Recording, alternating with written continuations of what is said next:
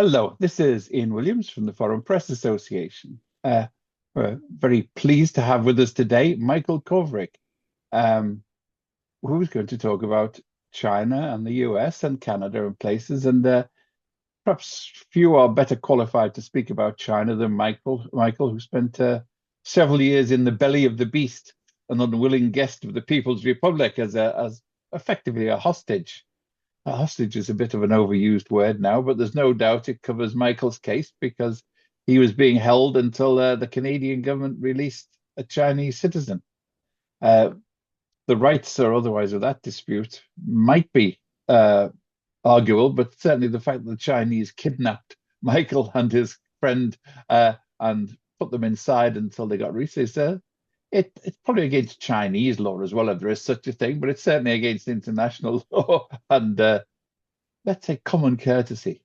So, Michael, I mean, we're just in the aftermath now of the visit by Trump to Beijing, Hmm. uh, and well, I was looking to say what the aftermath is, but it was hardly a tsunami. There are barely a few ripples from it, are there? Yes, he took a lot of American CEOs along and made it look like a corporate outing. Um, he got trade concessions, but nothing was determined or even articulated about Taiwan, about other big issues, about Hormuz, Strait of Hormuz. So it seemed to be an exercise in studied evasion on both parts, really. Uh, but what's your take on the results? Sure. So I think a boring visit was actually what a lot of us hoped for, right? With Trump, the unpredictable elements are not usually surprises on the upside. So the fact that it was more banal than exciting is a good thing for most of us, right? We had 2 days of immaculate vibes, a major Chinese rhetorical win, and a Taiwan picture that I think is a little more mixed than the optics suggested, right? So the atmospherics, and let's keep in mind, I think an important part of a meeting like this, the leaders haven't met for nearly a decade face to face, except for one meeting in Busan, but that's not an official state visit with all the staging and the ceremony. So optics and choreography and symbolism are a big part of a visit like this. And I think there was, the people that I talked to in advance of it suggested there weren't going to be a lot of quote unquote deliverables from it. That wasn't an expectation. It was rather getting the relationship going again and then building momentum toward two or three other visits, potentially all later in, or meetings later in this calendar year, right? One of the key conclusions from the visit that was relatively positive was that the Chinese side accepted the American invitation to come and meet in September. That would suggest to me that Xi Jinping would probably come to address the General Assembly at the United Nations in the general debate, and as part of that visit, meet with Donald Trump. And then there may be a couple of other meetings alongside other other global occasions, and that's important from a stabilization perspective in the relationship because if each side is preparing for another meeting, it to some extent creates incentives not to do things that would result in that meeting being canceled or that would overly upset the other side. And I think that in many ways is kind of the big theme of this meeting, right? That Xi unveiled what he called a kind of new positioning for U.S.-China relations. He called it constructive strategic stability. And I think that was the most consequential rhetorical outcome of the visit. And we can talk Constructive about why. strategic stability. Hmm. Hmm. That's Right. it sounds like a quote from Chairman Mao almost Yeah, in so the modern version. yeah, the Chinese are fond of these kind of things. I mean, the way he actually expressed it was in a kind of rhetorical flourish that's quite common in Chinese, right? So on day one, she told Trump the two had agreed on a new framework: positive stability with cooperation as the mainstay, sound stability with moderate cooperation, constant stability with manageable differences, and enduring stability with promises of peace. So this kind of four-part parallel construction, it's a classic Chinese rhetorical device called the pai bi. It's not just aesthetic decoration. It signals that the formulation is canonical, authoritative, and meant to be repeated. A good parallel with, for Westerners would be to think of the Catholic Church and elements of liturgy and so on. Okay, they're looking to weave this into doctrine and use that framing and that narrative to create a new understanding of reality.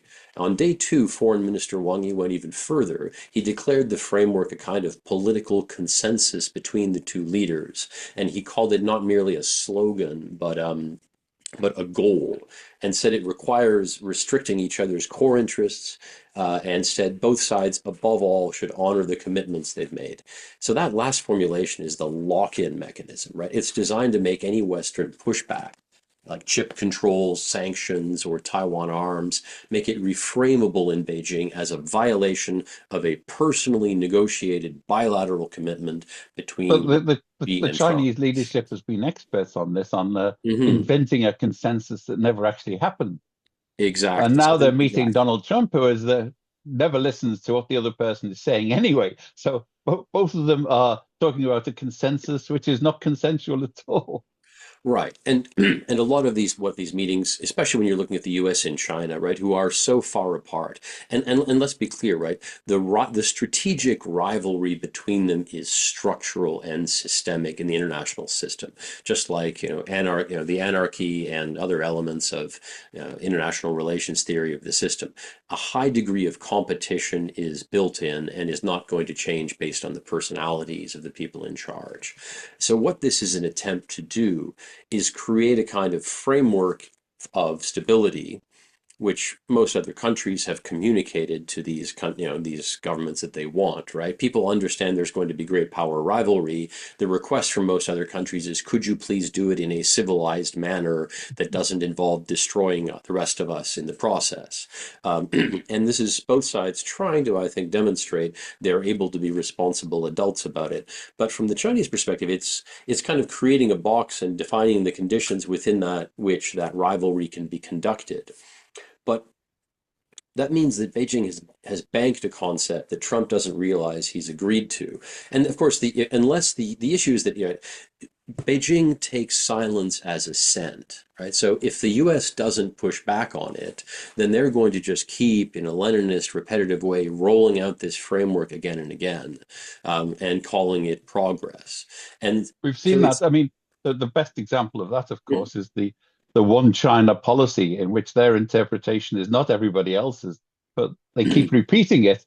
And unless people actually stand up and risk displeasure from Beijing and say, no, that's not what we meant. Right, exactly. So what you're talking about there is the one China policy of most Western and most countries de facto, of not getting into the issue of how many Chinas there are, and essentially having relations with Taiwan, but not formal diplomatic relations.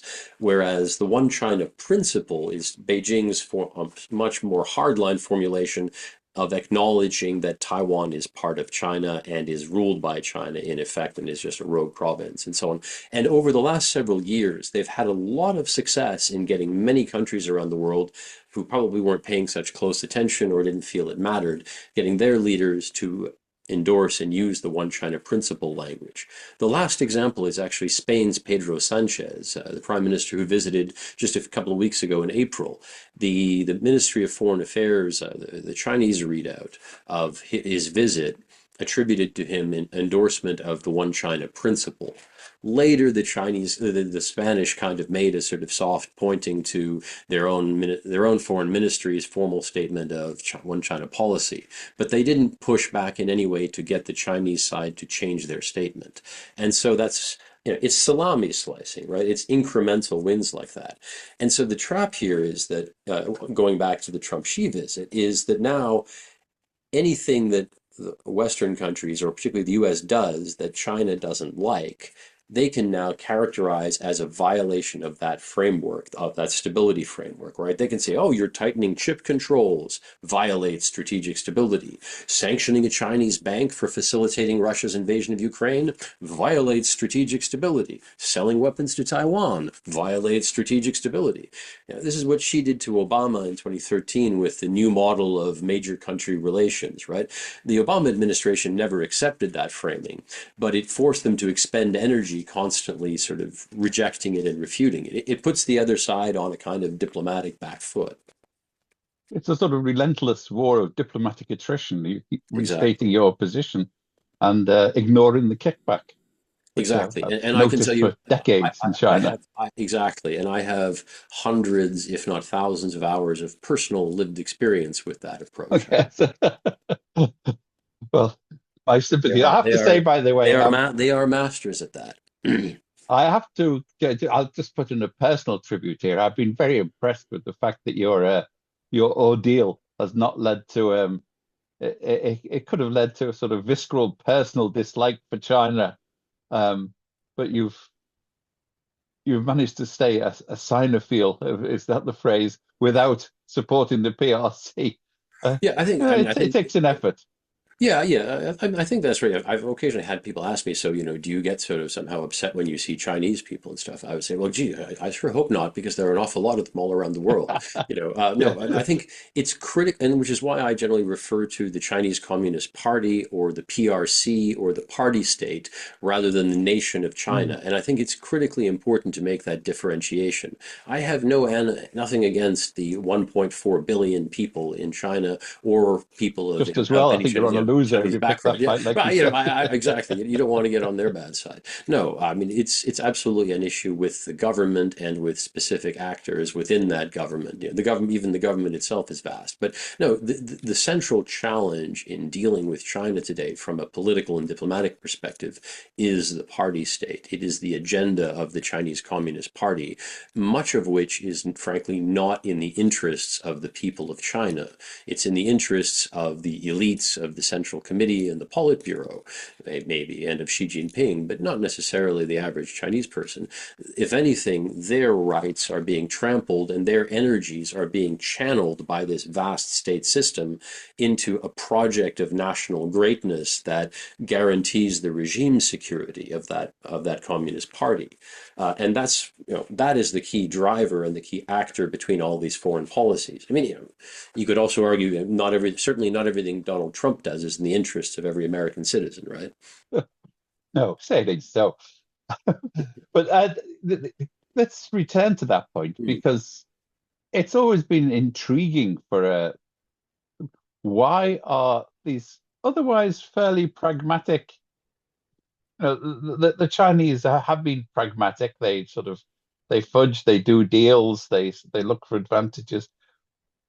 Why is there such an obduracy about the Taiwan issue? And my hypothesis has always been that in the absence of ideological battles within the Communist Party, which is no longer communist, even nominally, in terms of social and ideological constructs, that the Taiwan issue has been a way of the leadership proving they've got hairy chests to each other. This is sort of inner party competition, and they're using Taiwan as a sort of a stalking dragon that we can say, this is the issue. Look, he's backsliding. He's a revisionist. He doesn't want to nuke Taiwan. What type of weakling is this? Mhm. So I think, without disagreeing with what you're saying, I think you've accurately characterized one of the dynamics that drives the party states' focus on Taiwan and pressure on Xi, right? Xi Jinping personally has elevated as an issue by associating himself with it as he's signaled that it's a kind of personal mission for him by saying things like, these questions can't be left to future generations and so on. I think Xi Jinping personally wants, as part of his legacy, a reunification. And it's quite possible that one of the reasons why there were such extensive purges of the senior generals in the PLA, for example, was that he felt they weren't doing everything that he wanted to prepare for that possibility.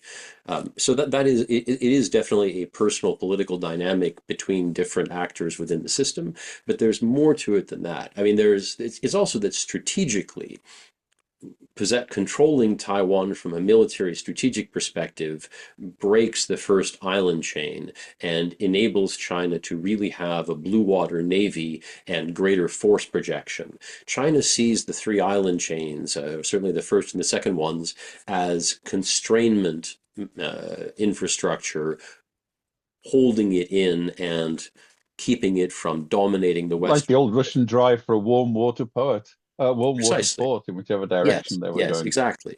And so, I mean, it is partly being able to have submarines and other things on the eastern side of Taiwan, because the waters around Taiwan are quite shallow, right? And so it's actually hard for China to get submarines from its mainland around Taiwan without them being detected. So there are military strategic reasons for wanting to control Taiwan that is definitely part of the drive.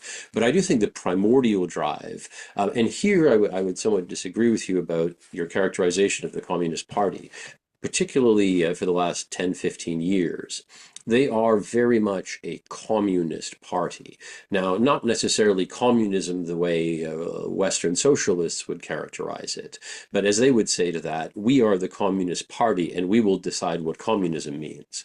And essentially it means whatever they want it to mean to a certain extent, but it still has certain elements of Marxism in the fixation on on production, right? If you look at their economic policies, and one of the critical problems with China these days is the extraordinarily vast industrial policies coupled with mercantilist economic trade ideology that has led China to have massive overproduction of manufactured goods and then dump that surplus abroad because its manufacturers have too much capacity and are in this kind of involutionary, as they call it, competition where nobody makes a profit at home.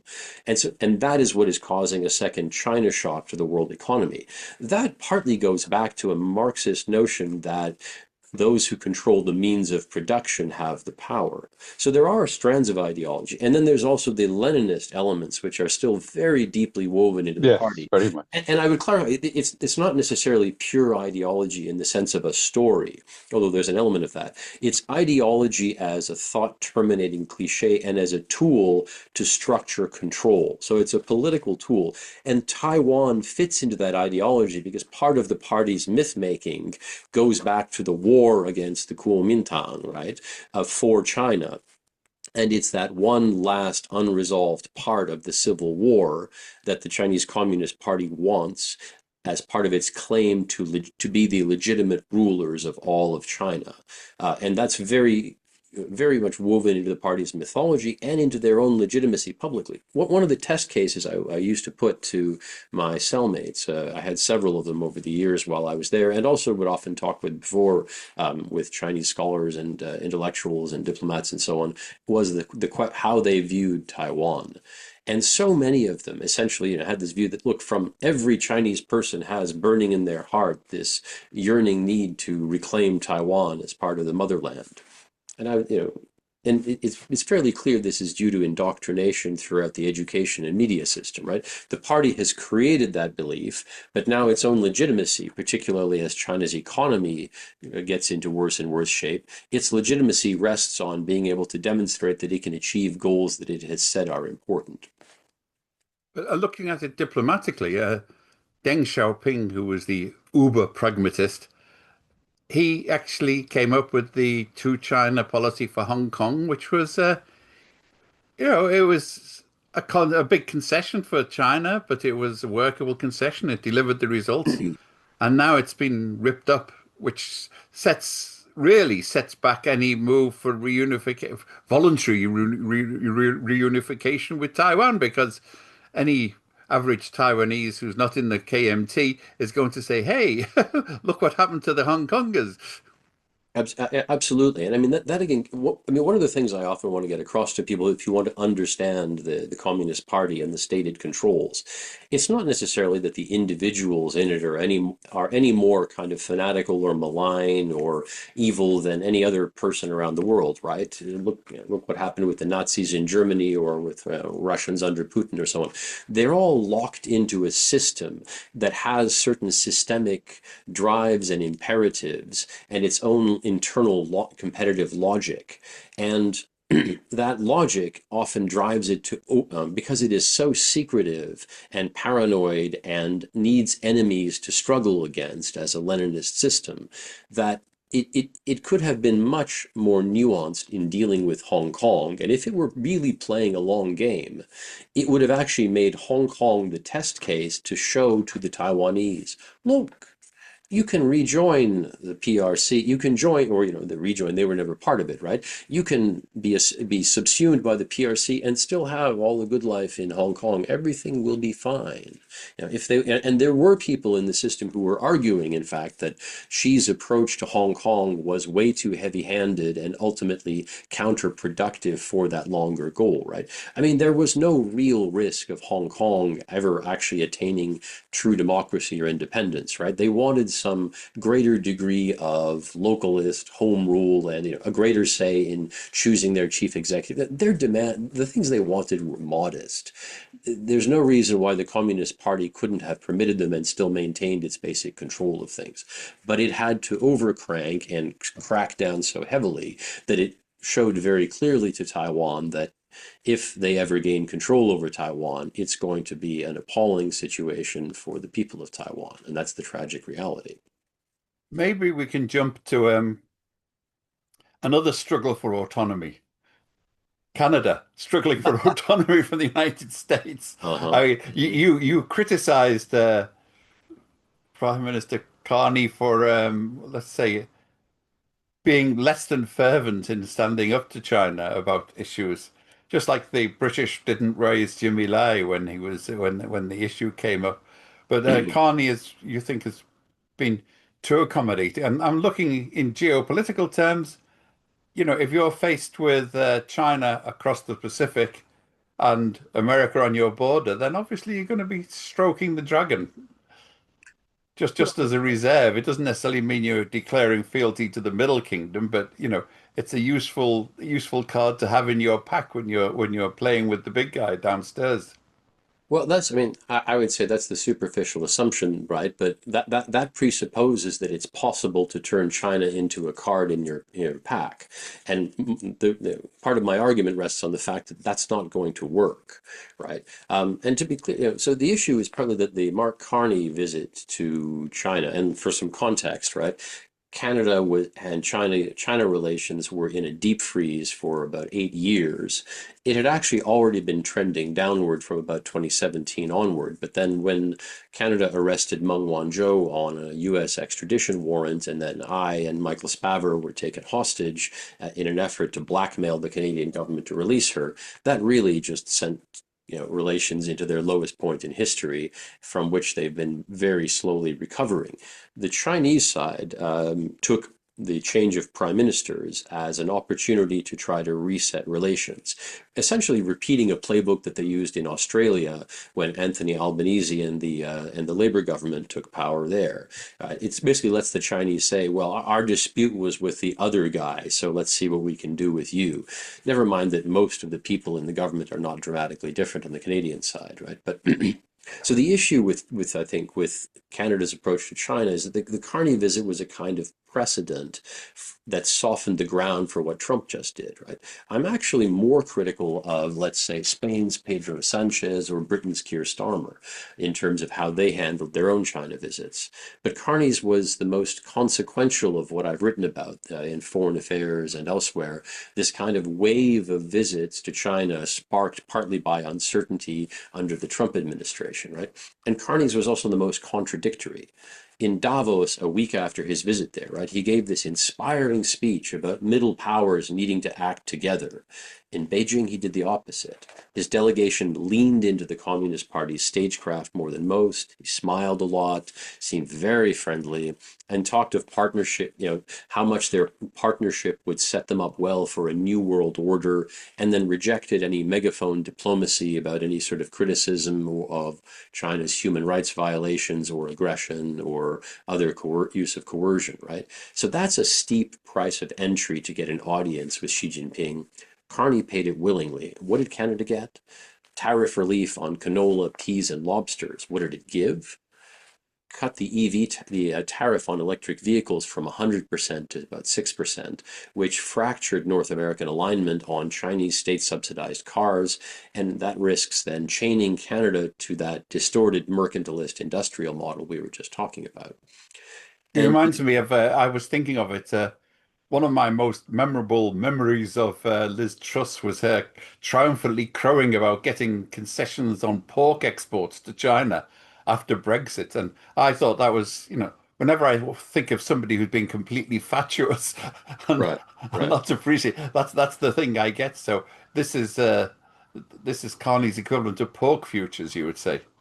Right, and if you look, and I've said, because various people after I wrote a fair bit about Carney, a number of media and others asked me to write and comment on other visits, and so I decided to do kind of a deep study of all the more than a dozen Western leaders who have visited China since Trump returned to office, and it's an exceptional number. Usually there are not that many in a given year. This is more such leaders going to China since the Hangzhou G20 summit, when, of course, the whole G20 was gathering there. And why are they going? Because they're hedging under duress, right? You were talking about it earlier. They're looking to shore up and stabilize their relations with China so that they can concentrate more on managing the unmanageableness of relations with Donald Trump.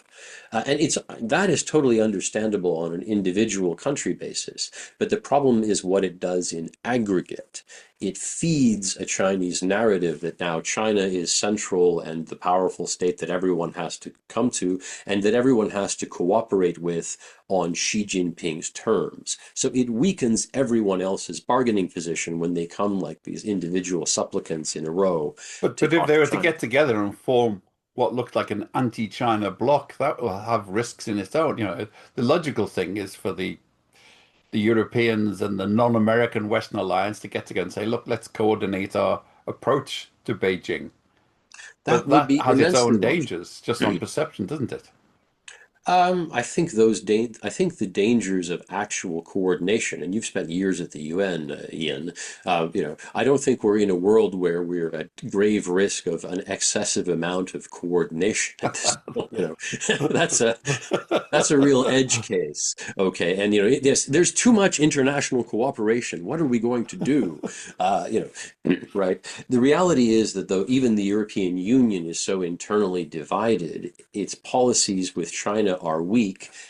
I mean, if you just look at the basics of geopolitics, right? The key thing that makes the United States and China uniquely powerful is that they are large states with large populations and enormous resources concentrated with a centralized government. And even then, the United States is not as great a threat as China in that sense because of its federal system, right? The president of the United States does not have as much concentrated power as He's the trying, Communist he's Party. trying. He is. You can't fault him for trying, but compared to the party state, right, which is a unitary actor, and yes, it's not a monolith. There are things beyond it, but at the end of the day, it can marshal enormous resources behind state projects and efforts. Building up a massive People's Liberation Army, for example, launching the Belt and Road Initiative, it has much more state capacity. And so for Europe and like-minded countries and other democracies, if they don't at least coordinate some policies on things like at least like trade and investment, advanced technologies and certain military, civil technologies, critical minerals, if they don't coordinate on those things, they will get divided and conquered, and China will make the rules of the international system increasingly. Though there are those from from developing countries, from the global south, who say, "Well, that's great. Let's have China, give China a chance, so it'll be a more multipolar world that way." I think what those views underrate is the degree to which the level of organization the Chinese Communist Party can bring, backed by a country the scale of China, will make it the most powerful, or at least a central actor in that system, and it will have much more capacity to shape the international system than anybody else because they are fragmented and divided. And that is what really keeps me up at night, to be honest, right? And so when Mark Carney visited, the party state took away a lesson that Canada will tolerate hostage diplomacy, executions of its citizens, and active interference in Canadian politics in exchange for short-term stability and economic benefits. And that's a dangerous precedent, right? China's ambassador, after Carney visited, the ambassador to the European Union, promptly told EU business leaders to follow the path of Canada. And now, just this past few days, Donald Trump has effectively followed the same path, tacitly endorsed a Chinese framework, banked symbolic deliverables, and said almost nothing about coercion. So my point in all these visits is rather than focusing, as democratic leaders tend to do because they want to please voters and they're all in precarious position, or most of them are in precarious positions at home, rather than focusing on whether you could get whiskey tariffs cut in half, you should be going there to do political work, to convey consistent, coordinated messages on what you will tolerate and what you will not tolerate. Things like advocating for freeing Jimmy Lai from prison, the Hong Kong publisher who's got a 20-year sentence for essentially advocating freedom of Yeah. speech and minimal democracy, and the thousands of other political prisoners in China, or taking a consistent line to deter coercion. And that is the There's missed one, opportunity. there's something we haven't mentioned at all, and is it worth mentioning? Apart from your brief reference to Leninism, Russia's been completely absent from this discourse so far. Mm. I mean, Is it a Russia's. factor? I mean, because the Putin-Xi alliance is completely pragmatic. There's no ideology involved because although a lot of Western leftists seem to forget it, Putin disavowed Leninism and Marxism a long time ago, and couldn't even pass as a right-wing social democrat in most countries. But I mean, there's I would say, this yeah. I alliance. mean, Is I it would say, pragmatic? yeah, I would say so. So the Russia-China, again, let's be clear, it's not a formal alliance, but it's a strong alignment. And I mean, that one of the key things that all of these countries need to be doing, and some of them are doing it a little more, but still rather tepidly, is calling out the Chinese Communist Party's massive support for Putin's invasion of Russia, okay? The vast majority of the equipment, the machine tools, the components, and so on for that war machine are coming from China, and a significant portion of the revenues that Russia is able to generate to fund those purchases of equipment come from selling energy to China. So Russia sells energy to China and in return buys all the things it needs for its war. If that trade stopped happening, Russia would have to stop invading Ukraine. It would run out of gas. Not out of gas. It would run out of materials for the war. Gosh, yes. And so China is NATO itself has said that China is the decisive enabler of Russia's invasion of But this Ukraine. is where diplomatic ambiguity comes in, because the Chinese sort of tacitly admit that, hey, under international law, the invasion was wrong and probably not a very good idea anyway. But in the meantime, let's make out like bandits out of it. Right. Yeah. So as you said, it's partly pragmatic in the sense that, well, they're making good business from this.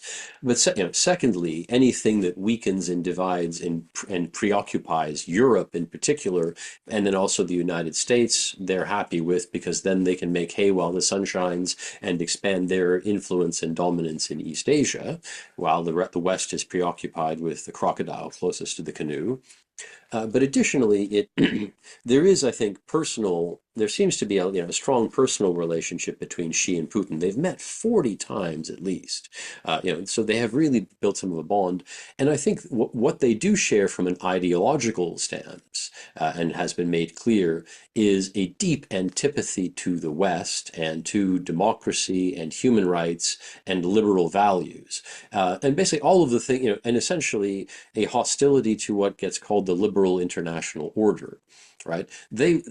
China doesn't want to wreck things quite the way that Russia does. China instead wants to hollow out that order and the institutions of that order, purge them of all the liberal aspects, like concern about human rights, for example. Certainly, any kind of, gender politics or feminism or any other thing, concern about minorities, a lot of the other sort of, causes of progressives and liberals. China would like to purge that out of the system and turn it into a kind of set of zombie organizations that it can control and use to maintain a semblance of a universal multipolar order that it can then manipulate and shape from within. Okay, I think our time is running out.